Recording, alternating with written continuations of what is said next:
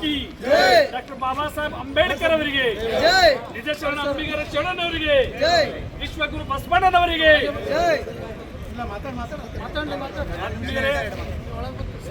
ಜಿಲ್ಲಾ ನಾಗರಿಕ ಹೋರಾಟ ಸಮಿತಿ ವತಿಯಿಂದ ನಮ್ಮ ಸುಪ್ರೀಂ ಕೋರ್ಟ್ನ ಮುಖ್ಯ ನ್ಯಾಯಾಧೀಶರ ಮೇಲೆ ಮಾಡಿರ್ತಾ ಏನು ಶೂ ಎಸೆದಿರುವ ಘಟನೆಯನ್ನು ಖಂಡಿಸಿ ಇಂದು ನಮ್ಮ ಜಿಲ್ಲಾ ನಾಗರಿಕ ಹೋರಾಟ ಸಮಿತಿಯಿಂದ ಬೃಹತ್ ಪ್ರತಿಭಟನೆಯನ್ನು ಇವತ್ತು ಸರ್ದಾರ್ ವಲ್ಲಭಾಯ್ ಪಟೇಲಿಂದ ಜಿಲ್ಲಾ ಅಧಿಕಾರಿ ಕಾರ್ಯಾಲಯದಲ್ಲಿ ಕೂಡ ಬಂದಿದ್ದೇವೆ.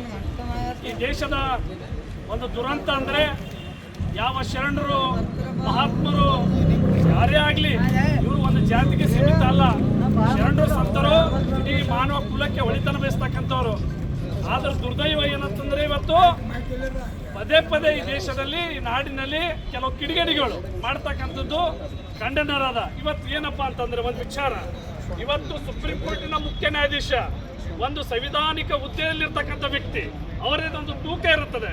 ನಾವು ಎಲ್ಲರೂ ವಾಸ ಮಾಡ್ತಿರ್ತಕ್ಕಂಥದ್ದು ಪ್ರಜಾಪ್ರಭುತ್ವ ವ್ಯವಸ್ಥೆಯಲ್ಲಿ, ಡಾಕ್ಟರ್ ಬಾಬಾ ಸಾಹೇಬ್ ಅಂಬೇಡ್ಕರ್ ಸಂವಿಧಾನ ಅಡಿಯಲ್ಲಿ ನಾವೆಲ್ಲ ಇದ್ದೀವಿ.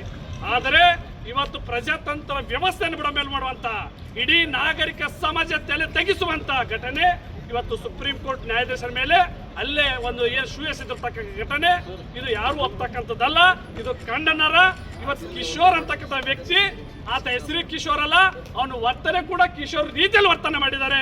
ಇದನ್ನು ನಾವು ತೀವ್ರವಾಗಿ ಖಂಡಿಸ್ತೇವೆ ಅಂತಕ್ಕಂಥ ಮಾತನ್ನ ಹೇಳಕ್ಕೆ ಇಷ್ಟಪಡ್ತೇನೆ. ಇನ್ನು ಎರಡನೇದಾಗಿ ನಮ್ಮ ಏನು ಚಿತ್ತಾಪುರ ತಾಲೂಕಿನ ಮುತ್ತುಗ ಗ್ರಾಮದಲ್ಲಿ ನಮ್ಮ ನಿಜ ಶರಣ ಅಂಬಿಗರ ಚೌಡಯ್ಯ ಅವರ ಮೂರ್ತಿ ಮೇಲೆ ಇವತ್ತು ನಿಜ ಶರಣ ಅಂಬಿಗರ ಚೌಡಯ್ಯ ಶರಣ ಪರಂಪರೆಯಲ್ಲಿ ತಮ್ಮನ್ನ ತಾವು ದುಗಿಸ್ಕೊಂಡಿರ್ತಕ್ಕಂಥ, ಅವರದೇ ಆದ ವಚನಗಳ ಮುಖಾಂತರ ನಾಡಿನ ಗಮನ ಸೆಳೆದಿರ್ತಕ್ಕಂಥ, ಶರಣ ಪರಂಪರೆಯಲ್ಲಿ ನಿಜ ಶರಣ ಅಂತ ಕರೆಸಿಕೊಂಡಿರ್ತಕ್ಕಂಥ ಏಕೈಕ ಶರಣ ಅದು ನಮ್ಮ ನಿಜ ಶರಣ ಅಂಬಿಗರ ಚೌಡಯ್ಯ. ಇವತ್ತು ನಿಜ ಶರಣ ಅಂಬಿಗರ ಚೌಡಯ್ಯನವರ ಒಂದು ಏನು ಮೂರ್ತಿಗೆ ಭಗ್ನಗೊಳಿಸಿರ್ತಕ್ಕಂಥದ್ದು ಅದು ಕೂಡ ಖಂಡನರ. ಇದನ್ನ ನಾವು ಖಂಡಿಸ್ತೇವೆ.